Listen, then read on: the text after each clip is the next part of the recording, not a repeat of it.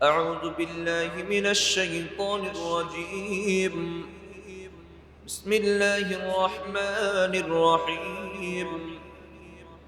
ولله على الناس حج البيت من استطاع إليه سبيلا ومن كفر فإن الله غني عن العالمين.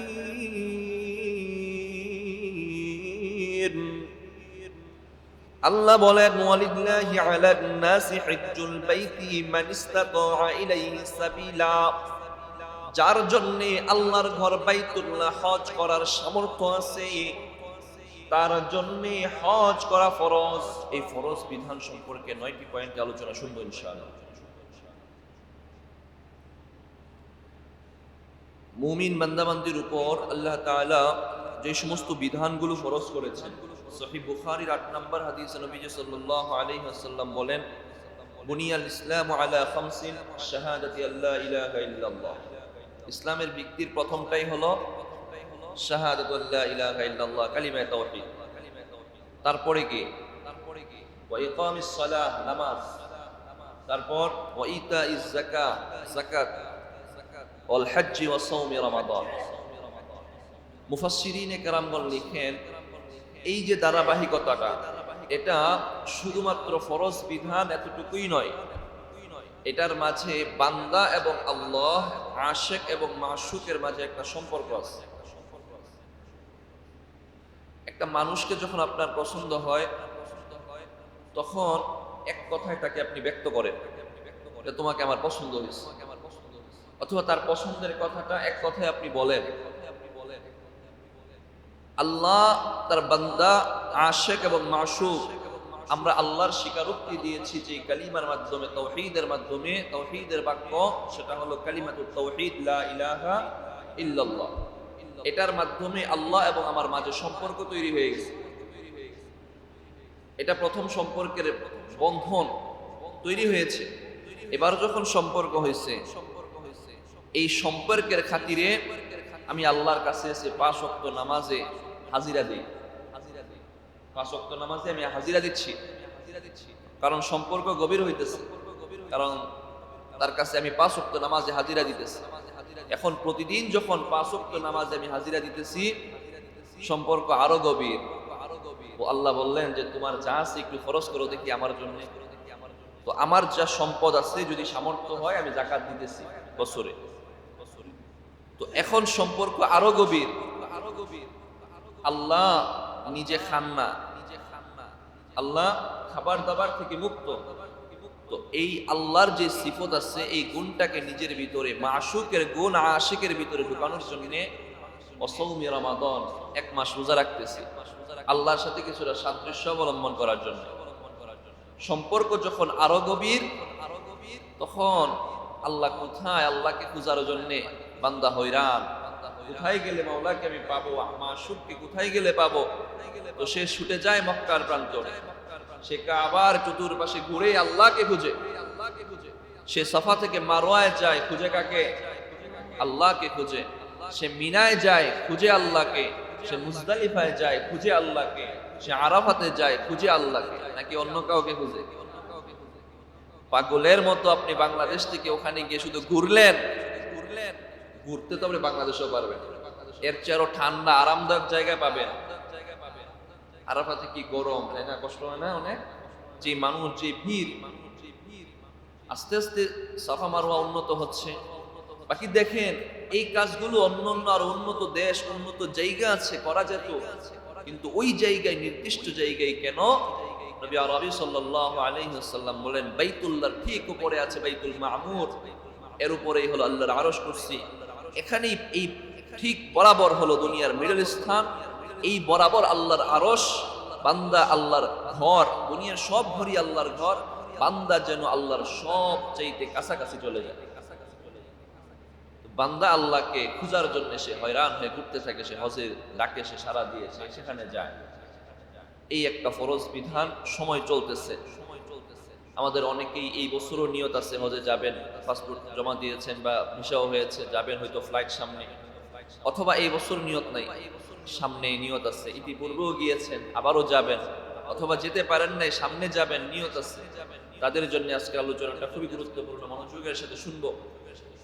প্রথম নাম্বার 9টি পয়েন্টে আলোচনা শুনবো। 1 নাম্বার, হজ এটা কার উপরে ফরজ, কার উপরে হজ ফরজ। বিধান স্পষ্ট, আল্লাহ তাআলা কোরআনে সূরা আলে ইমরানের 97 নম্বর আয়াতে হজের ফরজ বিধানটাকে আল্লাহ ফরজ করছেন। আল্লাহ বলেন,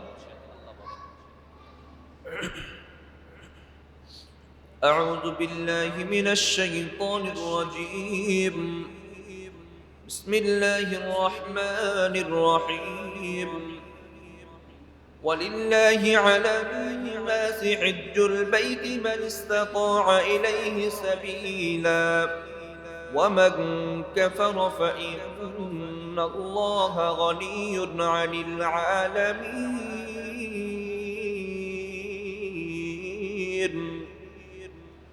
আল্লাহ বলেন, ওয়ালিল্লাহি আলান নাসি হিজ্জুল বাইতি মান ইসতাতা ইলাইহি সাবিলা, যার জন্য আল্লাহর ঘর বাইতুল্লাহ হজ করার সামর্থ্য আছে তার জন্য হজ করা ফরজ। যেই ব্যক্তি বাংলাদেশ থেকে যে যেখানে আছে সেখান থেকে হজ করতে বাইতুল্লাহ যেতে পারে, প্রয়োজনের অতিরিক্ত তার কাছে ভরণ পোষণ, যাতায়াত ব্যবস্থা এবং খাবারের ব্যবস্থা আছে, প্রয়োজনের অতিরিক্ত যাতায়াতের খরচটা যার কাছে মওজুদ আছে, হজের দিন সমূহে যার কাছে এই অতিরিক্ত টাকাটা থাকবে, আল্লাহ বলেন ওয়ালিল্লাহি আলান নাস, তার জন্যে তার উপর আল্লাহর জন্য হজ করাটা ফরজ, তার উপর আল্লাহর জন্য হজ করা ফরজ। আয়াত স্পষ্ট। হজের দিনগুলাতে 10 দিন আপনি মক্কায় যেতে পারতেছেন, যেতে যা খরচ লাগে গিয়ে আপনি থাকতে পারেন, ওখানে গিয়ে থাকবেন, আপনার পরিবারকেও খরচ দেওয়ার মতো আপনার টাকা পয়সা আছে, যত টাকা লাগে এই টাকাটা যদি আপনার কাছে থাকে, বাস আপনার উপর হজ ফরজ হয়ে গেছে। আল্লাহ বলেন, ওয়ামান কাফারা ফাইন্নাল্লাহা গানিয়্যুন আনিল আলামিন। ওয়ামান কাফারা, যে ব্যক্তি মুখ ফিরিয়ে নিবে, ফাইন্নাল্লাহা গানিয়্যুন আনিল আলামিন, আল্লাহ তাআলা জগৎবাসী থেকে মুখাপেক্ষী। মানে আপনি বুঝাইতে যাইতেছেন আল্লাহর জন্য যদি হজ করেন আল্লাহর কোনো লাভ হবে? লাভ কার? আমার লাভ।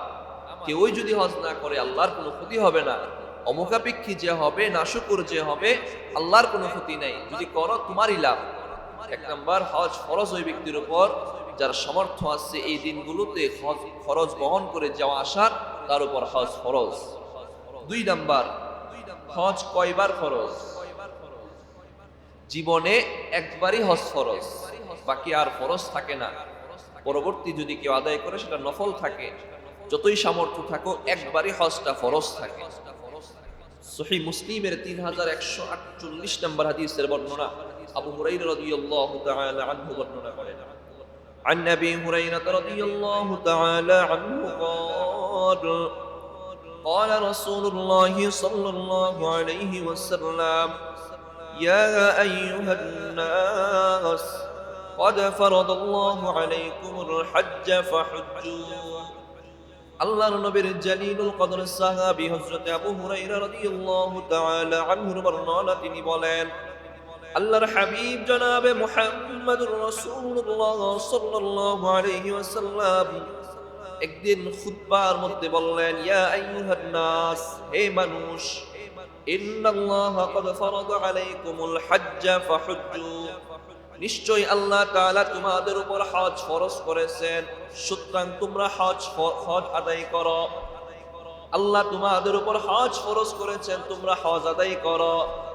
ফাকালা রাজুলুন ইয়া রাসূলুল্লাহ, এক ব্যক্তি দাঁড়িয়ে গেল, বলল, ইয়া রাসূলুল্লাহ, ইয়া হাবিবাল্লাহ, আকুল্লু আমিন ইয়া রাসূলুল্লাহ, আল্লাহর নবী গো, এই হজ কি আমরা প্রতি বছর আদায় করব নাকি? হজ কি প্রতি বছর আদায় করতে হবে কিনা? ফাসাকাতান নবী সাল্লাল্লাহু আলাইহি ওয়াসাল্লাম, ওই ব্যক্তি যখন জিজ্ঞাসা করলো হজ কি প্রতি বছর করব কিনা, নবীজি চুপ রইলেন। ফাকালাহা সালাসান, ওই ব্যক্তি 3 বার প্রশ্ন করলো, নবী গো, হজ কি প্রতি বছর করব নাকি একবার করলেই চলবে? ফাকালা লাউ কুলতু নাআম লাওয়াজাবাত। নবীজি বললেন আমি চুপ রইলাম, বললাম একবারই হজ ফরজ। ওই ব্যক্তি যে তিনবার বলল এটা কি প্রত্যেক বছরই করব কিনা, প্রত্যেক বছরই করব কিনা, প্রত্যেক বছরই করব কিনা, যদি আমি বলতাম নাআম, হ্যাঁ প্রত্যেক বছরই করতে হবে, লাওয়াজাবাত, তাহলে হজটা প্রত্যেক বছরই ফরজ হয়ে যেত। লামা ইস্তাতাতুম, তোমরা সেটা আদায় করতে সক্ষম হতা না। কথা ঠিক আছে না? প্রত্যেক বছর করতে পারতেন? কেউই পারতো না, মানুষে কুলাইতো না, জায়গায় সংকলন হতো না, সামর্থ্যের কথা না বাদই দিলাম। লামাস্তাতাতুম, তোমরা সেটাতে সক্ষম হতা না। নবীজি সাল্লাল্লাহু আলাইহি ওয়াসাল্লাম চুপ ছিলেন। অপর হাদিসে আবু হুরায়রা রাদিয়াল্লাহু তাআলা আনহু থেকে বর্ণিত, নবীজি আরেকদিন বললেন, ইয়া আইয়ুহান নাস ইন্নাল্লাহা ক্বাদ ফারাদা আলাইকুমুল হজ্জ ফাহুজ্জু। আল্লাহ তাআলা তোমাদের উপর হজ ফরজ করেছেন, তো সুতরাং তোমরা হজ ফরজ করো, হজ আদায় করো। فقال يا رسول الله الحج في كل سنة أو مرة واحدة। এক ব্যক্তি দাঁড়িয়ে বলল, ইয়া রাসূলুল্লাহ, ইয়া হাবিবাল্লাহ, হজ কি প্রত্যেক বছর আদায় করব নাকি একবার করলেই চলবে? فقال بل مرة واحدة فمن استطاع فتطوع।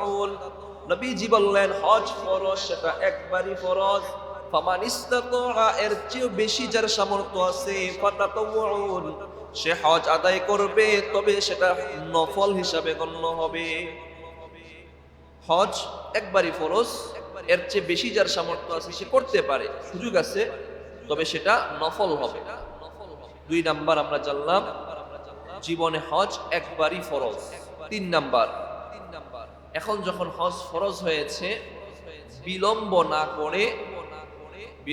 না করে ফরজ হওয়ার সাথে সাথে আদায় করা, বিলম্ব না করা। আমাদের দেখা যায় এই একটা জায়গায় গাফলতি আছে, হজ ফরজ হয়েছে, সম্পত্তি আছে, কিন্তু হজে যাচ্ছে না। হজ কি শুধু আপনি বৃদ্ধ মানুষ, আপনার উপর ফরজ? যদি যুবক একজন, তার টাকা আছে, তার উপর ফরজ না? সবার উপরে ফরজ। আপনার সন্তানের যদি টাকা থাকে, সন্তানের হজ করার মতো 6-7 লাখ টাকা লাগে। এখন ধরেন 10 লাখ টাকা আছে, 10 লাখ টাকা এখন অনেকেরই থাকে, 10 লাখ টাকা আছে, সে হজ করার সামর্থ্য আছে, কিন্তু তাকে হজে পাঠায় না, সন্তানকেও হজে পাঠাচ্ছে না। কারণ যদি হজে পাঠাই, হজ থেকে আসার পর তো সে আরো গুনাহ করবে। এই চিন্তা করি যে হজ থেকে আসার পর তো আরো গুনাহ করবে, তার একটু বারবাতি হোক, তারপরে পাঠাবো। আপনি কি জানেন যে সে গুনাহ করবে? আপনি কেমন যেন একটা বিশ্বাস নিজের ভিতরে তৈরি করে নিলেন যে ও আসার পরে গুনাহ করবে। এমনটা নয়, যখন ফরজ হয়েছে বিলম্ব ছাড়া দ্রুত আদায় করে নেয়া। সুনানে ইবনে মাজাহ 2883 নম্বর হাদিস, আব্দুল্লাহ ইবনে আব্বাস রাদিয়াল্লাহু তাআলা আনহুমা থেকে বর্ণিত, নবীজি বলেন, عن عبد الله بن عباس رضي الله تعالى عنهما قال رسول الله صلى الله عليه وسلم من أراد الحج فليتعجل। আল্লাহর হাবিব সাল্লাল্লাহু আলাইহি ওয়াসাল্লাম ফরমান, মান আরাদাল হজ্জ ফালইয়াতাআজ্জাল। নবীজি বলেন, যে হজ করার ইচ্ছা করবে সে যেন দ্রুত সেটা আদায় করে, ফালইয়াতাআজ্জাল, সে যেন দ্রুত করে। ফাইন্নাহু ক্বাদ ইয়ামরিদুল মারিদ, কেননা সে জানে না সে কখন অসুস্থ হয়ে যেতে পারে। ওয়া তারিদুল হাজা ওয়া তাদিল্লুদ দাল্লা, সে জানে না সে তার কখন পাথেয় শেষ হয়ে যেতে পারে, কখন প্রতিবন্ধকতা এসে যেতে পারে। এই জন্যে যখনই সে হজ করার ইচ্ছা করবে, দ্রুত হজের দিকে সে গমন করবে। হজ করার যখন ইচ্ছা করবে সে দ্রুত করবে, বিলম্ব করবে না। কারণ 3টা বলেছেন। 1 নাম্বার, ক্বাদ ইয়ামরিদুল মারিদ, কখন যেন সে অসুস্থ হয়ে যায় বলা যায় না। মানুষ অসুস্থ কখন হবে বলতে পারে কেউ? কেউই বলতে পারে না সে কখন অসুস্থ হয়ে যাবে। ওয়াতাদিল্লুদ দাল্লাতা, এখন যে সামর্থ্য আছে, আপনি এখন হজ আদায় করতেছেন না, বয়সটা 25-30, চিন্তা করলেন 50-60 পরে গিয়ে করবেন। এখন যে সম্পদটা আছে 50-60-এর পরে গিয়ে সম্পদটা থাকবে এমন গ্যারান্টি আসেনি।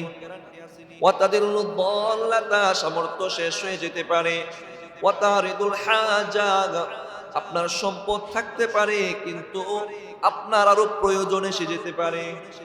এজন্য যখনই হজের নিয়ত করেছো ফালইয়াতাজ্জাল, ও উম্মত হজ দ্রুত আদায় করো, দ্রুত হজ আদায় করে নাও, বিলম্ব করো না। এজন্য যাদের সামর্থ্য হয়ে গেছে বাস হজের দিকে রওনা হয়ে যান। আল্লাহর জন্য নিয়ত করে ফেলেন, পাক্কা নিয়ত। নিয়ত করার পর যা দরকার কাগজপত্র, পাসপোর্ট জমা দিয়ে সব শুরু করে দেন। আল্লাহ যখন ডাক দিবেন তখনই আপনি যাবেন। কাগজ আছে, টাকা আছে, যেতে পারবেন না যদি আল্লাহ ডাক না দেন। এই জন্য সামর্থ্য যাদের আছে তারা তো অতি সত্বর, যাদের সামর্থ্য নাই তারাও দোয়া করা চাই, আল্লাহ আপনার ঘরে আপনি অতি সত্বর আমাদেরকে ডেকে নেন, বলেন আমিন। 3 নাম্বার গেল হজ আদায়ে বিলম্ব না করা। 4 নাম্বার, এখন যারা বিলম্ব করতেছে তাদের কি হবে? তাদের ব্যাপারেও নবীজি বলে গেছে, কিছু একটা বলে গেছে। কি বলে গেলেন? যারা সামর্থ্য হয়ে গেছে তারপরও করতে পারে নাই, নবী তাদেরকে মাহরুম, বঞ্চিত বলে গেছে। কিসে থেকে বঞ্চিত সেটা বলা হয় না, কারণ নবী যদি বলতেন তুমি বরকত থেকে বঞ্চিত, তাহলে আমি জীবনও বরকত পাইতাম না। কিছু একটা থেকে বঞ্চিত। নবীর কথা সত্য, হজ ফরজ হয়েছে, আপনার সামর্থ্য আছে, তারপরও যদি হজ আদায় না করেন, নবী বলেন তুমি বঞ্চিত। সহিহুত তারগীবের 1166 নম্বর হাদিসের বর্ণনা আবু সাঈদ খুদরি রাদিয়াল্লাহু তাআলা আনহু বর্ণনা করেন। عن أبي سعيد الخدري رضي الله تعالى عنه قال قال رسول الله صلى الله عليه وسلم قال الله تعالى إن عبدا صححت له جسمه ووسعت عليه في المعيشة ويمضي عليه في 5 أعوام لا يفيد لمحروم। আল্লাহর নবীর সাহাবী হযরত আবু সাঈদ খুদরি রাদিয়াল্লাহু তাআলা আনহুর বর্ণনা, তিনি বলেন আল্লাহর হাবিব জনাবে মুহাম্মদুর রাসূলুল্লাহ সাল্লাল্লাহু আলাইহি ওয়াসাল্লাম ফরমান ইন্না আবদান সাহহাহতু লাহু নাফসাহু, আমাদেরকে আল্লাহ তাআলা সুস্থ রেখেছেন। নবীজি বলেন আল্লাহ বান্দাকে সুস্থ রেখেছেন। ওয়াসাতু আলাইহি মাঈশাতাহু, এবং হজ আদায় করার মতো সামর্থ্য দিয়েছেন। আল্লাহ একজন বান্দাকে সুস্থ রেখেছেন এবং হজ আদায় করার মতো সামর্থ্য দিয়েছেন। ওয়ায়ুমদি আলাইহি 5 আওয়ামিন, সুস্থতা এবং সামর্থ্য থাকা সত্ত্বেও সে 5টা বছর অপেক্ষা করেছে। ইউমদি আলাইহি 5 আওয়ামিন লা ইয়াফিদু, 5 বছর অপেক্ষা করেছে, লা ইয়াফিদু ইলাইয়া, তবে আল্লাহর ঘরের দিকে সে গমন করে নাই। নবীজি সাল্লাল্লাহু আলাইহি ওয়াসাল্লাম বলেন লা মাহরুম, সামর্থ্য থাকা সত্ত্বেও যে 5টা বছর অপেক্ষা করলো সে যেন মাহরুম, বঞ্চিত হয়ে গেল, সে বঞ্চিত হয়ে গেল। এখন বঞ্চিত, নবীর এতটুকু কথাকে ভারী মনে করতে হবে যে আমি কি থেকে যেন বঞ্চিত না হয়ে গেলাম, আমি যেন কোনো কিছু থেকে বঞ্চিত না হই। সামর্থ্য যখন হয়েছে চেষ্টা করতে হবে দ্রুত, যত তাড়াতাড়ি আমি যেতে পারি আল্লাহ যেন আমাকে ডেকে নেন, চেষ্টা করতে হবে। 4 নাম্বার, বিলম্বে যে আদায় করে, নবীজি বলছেন সে মাহরুম। আল্লাহ যেন আমাদেরকে মাহরুমের কাতারে অন্তর্ভুক্ত না করেন, আল্লাহর রহমত প্রাপ্ত, বরকত প্রাপ্ত বান্দাদের তালিকায় আমাদেরকে অন্তর্ভুক্ত করেন, বলেন আমিন। 4 নাম্বার। 5 নাম্বার, বিলম্ব করতে করতে এমন মানুষ আছে হজ আদায় হয়ই না। এমন আছে না, বিলম্ব করছে কিন্তু পরে আর হজ আদায়টা হলো না। চিন্তা করছে ওই যে বার্ধক্যে গিয়ে আদায় করবে, আল্লাহ না করুক একটা অসুস্থতা এসে গেছে, বার্ধক্যে গিয়ে আদায় করবে কিন্তু মৃত্যু এসে যেতে পারে। বার্ধক্যে এখন যে কঠিন অবস্থা, আপনি ওখানের কার্যক্রম সম্পন্ন করা অনেক কঠিন হয়ে গেছে। বার্ধক্যের চিন্তায় বসে থাকলে আর আদায় হবে না, ওটা তো গেলই, সাথে সাথে যদি বিলম্ব করে কেউ, বিলম্ব করলে, বিলম্ব করতে করতে এই যে কাবা আছে, আমরা তো হজ আদায় করি কাবাকে কেন্দ্র করে, এই কাবাকে কেন্দ্র করে। নবীজি সাল্লাল্লাহু আলাইহি ওয়াসাল্লাম বলেন এই কাবাকে 2 বার ধ্বংস করে দেওয়া হয়েছে, 3য় বার কাবাকে উঠিয়ে নেওয়া হবে, তখন আর মানুষ হজ করার জায়গা পাবে না, কাবা পাবে না। চলুন আমরা হাদিস থেকে শুনি। সহিহ ইবনে খুজাইমার 2506 নম্বর হাদিসের বর্ণনা আব্দুল্লাহ ইবনে ওমর রাদিয়াল্লাহু আনহুমা বর্ণনা করেন। عن عبد الله بن عمر رضي الله تعالى عنهما قال قال رسول الله صلى الله عليه وسلم استمتعوا بهذا البيت فقد هدم مرتين ويدفع في الثالثة আল্লাহর হাবিব সাল্লাল্লাহু আলাইহি ওয়াসাল্লাম ফরমান ইস্তামতাউ বিহাদাল বাইত, এই ঘর এই কাবা থেকে তোমরা উপকার গ্রহণ করো, উপকৃত হও, এটাকে তাওয়াফ করো, এটার উপর হজ আদায় করো, এটাতে তোমরা গমন করো, এটা থেকে ফায়দা হাসিল করো। فإنه قد هدم مرتين, কেননা এই কাবাকে দুইবার ধ্বংস করা হয়েছে। ওয়ায়ুদফাউ ফিস সালিসা, তৃতীয়বার এই কাবাকে উঠিয়ে নেওয়া হবে। পুরো পৃথিবীতে মানুষ থাকবে, কাবা থাকবে না, তখন আপনি চাইলেও আর হজ করতে পারবেন না। সুতরাং যখন সময় আছে, সামর্থ্য আছে, দ্রুত হজ আদায় করে নাও। সামর্থ্য আছে দ্রুত করে নাও, না হয় বিলম্ব করলে 4 নম্বরে জেনেছি মাহরুম হব, এবার 5 নম্বরে জানলাম কাবাকে আমরা না পেতে পারি। এই জন্য যার সামর্থ্য আছে দ্রুত হজ আদায় করে নেওয়া। 5 নম্বর বিলম্ব করলে কাবাকে উঠিয়ে নেওয়া হবে, তখন আর হজ করতে পারবো না। 6 নম্বর হজ আগে জেনেছি। 2 নম্বরে জীবনে কয়বার ফরজ? একবার ফরজ। একবারের পর একাধিকবার করলে এটা নফল, তবে একাধিকবার করাটা কারো উপর আবশ্যক নয়। একাধিকবার করাটা এখন অনেক দিক থেকেই অন্যের জন্য কষ্টের কারণ হয়ে যায়, কারণ মানুষের চাপ যেইভাবে বেড়েছে, অতিভক্তি দেখাতে গিয়ে হারাম টাকায় সে প্রতি বছর হজ করে, হারাম টাকায় প্রতি বছর হজ করতেছে এমন মানুষ আছে। অতিভক্তি দেখাইতে গিয়ে আমার তো টাকা আছে, হজ না করলে কেমন দেখা যায়। অথচ হাদিস শরীফে এই সন্ন্যাসীবাদ, এই যে নিজেকে দেখানোর জন্য প্রতি বছর হজ করা, একবার ফরজ তারপরে তো নফল, নিজেকে শুধু ফুটানোর জন্য অতিরিক্ত করাটা এটা নিষেধ। চলেন আমরা হাদিস থেকে শুনি। কারণ আমি তো বললাম যে হুজুর এত বড় ফরজ তো প্রথমবার, এত বড় একটা হজের মতো বিধানকে আপনি বললেন প্রথমবার, তারপরেটা না করার জন্য কেন বললেন? চলেন আমরা হাদিস থেকে শুনবো। সহিহ মুস্তাদরাক আলা সহিহাইন একটা হাদিসের কিতাব, এর 1664 নম্বর হাদিসের বর্ণনা আল্লাহর আব্দুল্লাহ ইবনে আব্বাস রাদিয়াল্লাহু তাআলা আনহুমা বর্ণনা করেন।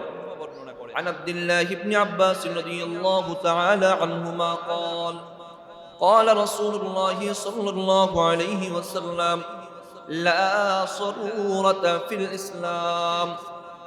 আল্লাহর নবীর সাহাবী হযরত আব্দুল্লাহ ইবনে আব্বাস রাদিয়াল্লাহু তাআলা আনহুমার বর্ণনা, তিনি বলেন আল্লাহর হাবিব জনাবে মুহাম্মদুর রাসূলুল্লাহ সাল্লাল্লাহু আলাইহি ওয়াসাল্লাম ফরমান লা সরুরাতা ফিল ইসলাম, ইসলামের মাঝে কোনো সন্ন্যাসী নাই, সন্ন্যাসীবাদ, অতিরিক্ততা, যেটা তোমার উপর আবশ্যক করা হয়েছে মাত্রায় অতটুকুই দরকার, এর চেয়ে অতিরিক্ত লোক দেখানোর জন্য, রিয়া করে তুমি মানুষকে দেখানোর জন্য করবা, এটা ইসলামে নাই। লা সরুরাতা ফিল ইসলাম, তোমাকে বলা হয়েছে 5 ওয়াক্ত নামাজ পড়ো, কিন্তু তুমি 5 ওয়াক্ত নামাজ পড়ো না, নফল পড়ো, তোমার কোনো বাধা নাই, কিন্তু তুমি লোক দেখানোর জন্য মানুষ, আমি যদি নামাজের পর সুন্নতটা পড়ার পর কিছুক্ষণ বসে না থাকি কেমন দেখাবে, বসে রইলেন। আপনার ফরজটুকু দরকার, ফরজটা পড়েছেন, তারপরেরটা যেটা লোক দেখানোর জন্য করলেন, রিয়া যেটাতে দেখাইলেন, সন্ন্যাসীবাদী যেটাকে বলে, এতটুকু যেটা করলেন সেটা আপনার আমলকে বরবাদ করে দিল। হজের ক্ষেত্রেও ঠিক তেমনি বিধান, জীবনে একবার ফরজ হয়েছে, তার পরবর্তী যখন এটা আপনার উপর নফল, লোক দেখানোর জন্য অতিরিক্ত করার দরকার নাই, লোক দেখানোর জন্য দরকার নেই। আপনার সামর্থ্য আছে, যেতে পারে।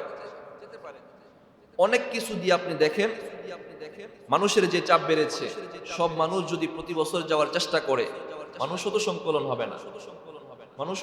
হবে না, রাসূলের কথাগুলো ঘাটলে আপনি একটা সলিড সমাধান, সুন্দর সমাধানে আপনি পেয়ে যাবেন। যাদের সামর্থ্য আছে তারা যদি সঠিক সময়ে প্রথমবার হজ আদায় করে নেয়, সুন্দর ধাপে ধাপে হজ আদায় হয়। আবার প্রথমেই বলেছি, যাদের সামর্থ্য আছে চিন্তা করে একদল যে বার্ধক্য এলে আদায় করবে, আরেক দল চিন্তা করে না করলে কেমন দেখা যায়, চলো দ্রুত করি। 6 নাম্বার, অতিভক্তি দেখিয়ে অনেক হজ আদায় করতেই হবে এমনটা আবশ্যক করব না। 7 নাম্বার, হজ একটা বিধান, একটা ফরজ বিধান যার উপর ফরজ হয়েছে, এটার অনেক নিয়ম কারণ আছে। আমরা 5 ওয়াক্ত নামাজ পড়ি, তারপরেও অনেক নিয়মে আমাদের ভুল হয়ে যায় না? অনেক নিয়মে ভুল হয়ে যায়। হজ কত কঠিন একটা বিধান, জায়গার সাথে অনেক ভিন্ন ভিন্ন জায়গার সাথে সম্পৃক্ততা আছে, ভিন্ন ভিন্ন আমলের সম্পৃক্ততা আছে, তাসবিহ সম্পৃক্ততা আছে। যাওয়ার আগে এর নিয়ম কানুনগুলো শিখে যাওয়া, প্রত্যেকটা নিয়ম কানুন শিখে যাওয়া। এটা একটা সফর নয়, ট্যুর নয় যে আপনি ঘুরে আসলেন। এটা একটা আমল, এটা একটা আমল। কখনো তো এটা ফরজ আমল, যদি একটা ত্রুটি হয় বাস আপনার হজটা তো নষ্ট হয়ে যেতে পারে। শুধু আমার কথা না যে এটা শিখে যাও।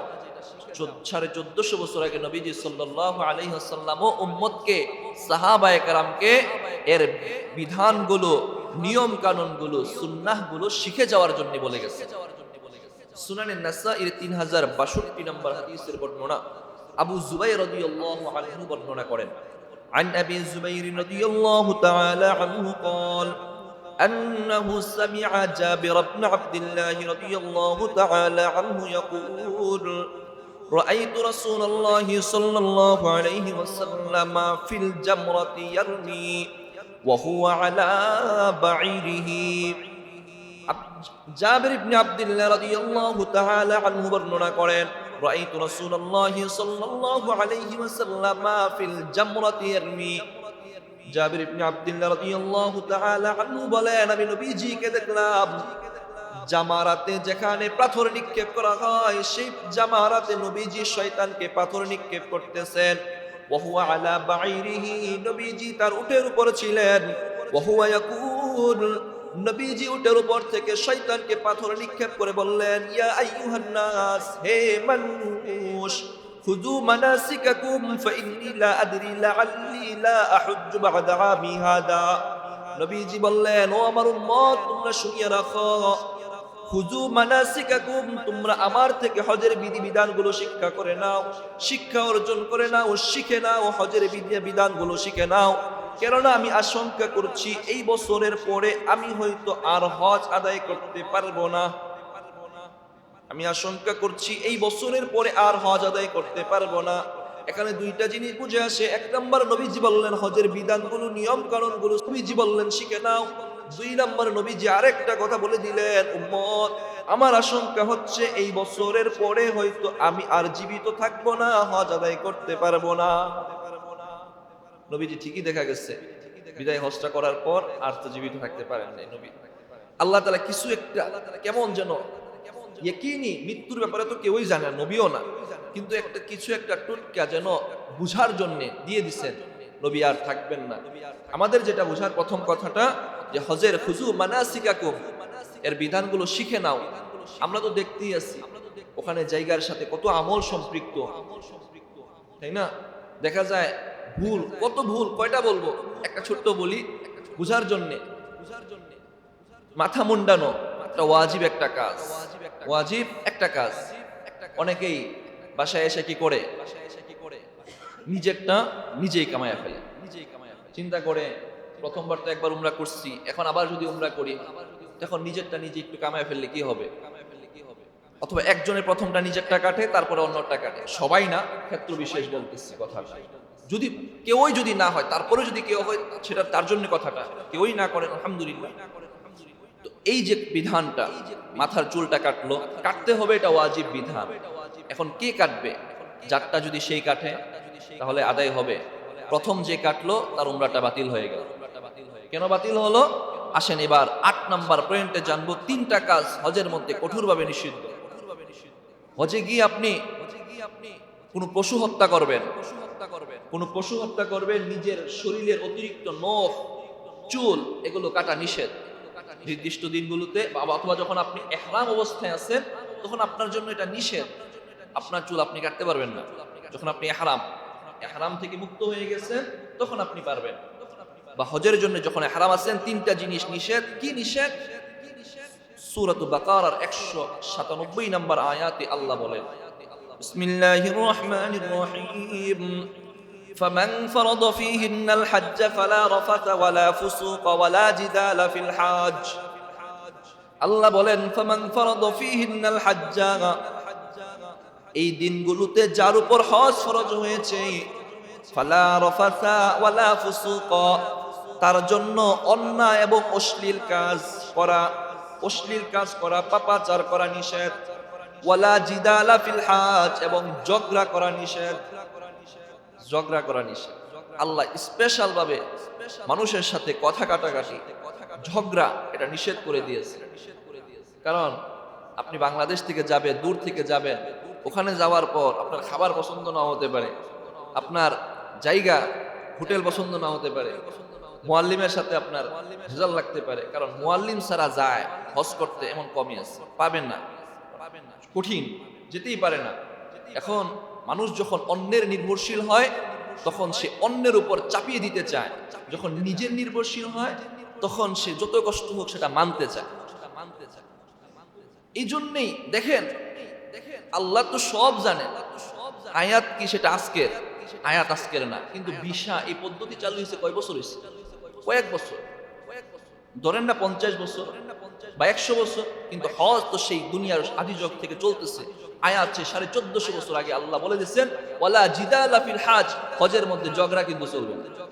কিন্তু মুআল্লিমকে খোঁজ নিয়ে দেখেন যে এক হাজির সাথে অপর হাজি, অথবা হাজির সাথে মুআল্লিমের কথা কাটাকাটি কিছু একটা চলে, যে কোনো বিষয় নিয়ে।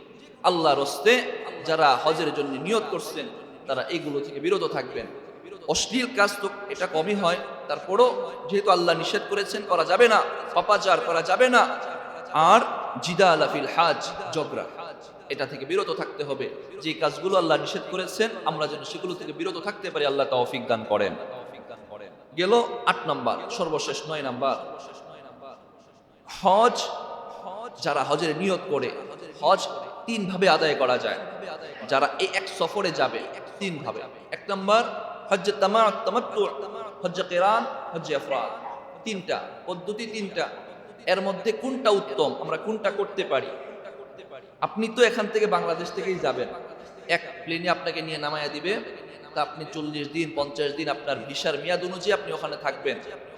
কিন্তু এই সফরটার মাঝে আপনি 3 ভাবে হজ আদায় করতে পারেন: হজ্জে তামাত্তু, হজ্জে কিরান, হজ্জে ইফরাদ। হজ্জে তামাত্তু বলা হয় আপনি প্রথমে উমরার নিয়ত করে যাবেন, উমরার একটা নিয়ত, ইহরাম বাঁধবেন। উমরাটা আদায় করার পর হালাল হয়ে যাবেন। তারপরে আবার হজের দিন যখন আসবে তখন আপনি হজের জন্য আলাদা ইহরাম বেঁধে হজটা আদায় করবেন। আজকে 10 তারিখ জিলকদের, যারা আজকেই সফর করেছে বা গতকালকে করেছে বা আগামীকালকে করবে, এরা যাওয়ার সময় যেই জায়গা থেকে প্লেন যায় বা মদিনায় যাওয়া, মক্কায় যাওয়ার আগে আপনি বাংলাদেশ এম্বাসি থেকেও তো হজের থেকেও ইহরাম বেঁধে যায়। এটা হলো প্রথম সূরত হজ্জে তামাত্তু, যে প্রথমে আপনি উমরার ইহরামটা বাঁধবেন, উমরা আদায় করবেন, তারপর হালাল হয়ে যাবেন, তারপরে আবার হজের দিন আসলে নির্ধারিত সময় আবার হজের জন্য আলাদা একটা। 2 নাম্বার হজ্জে কিরান।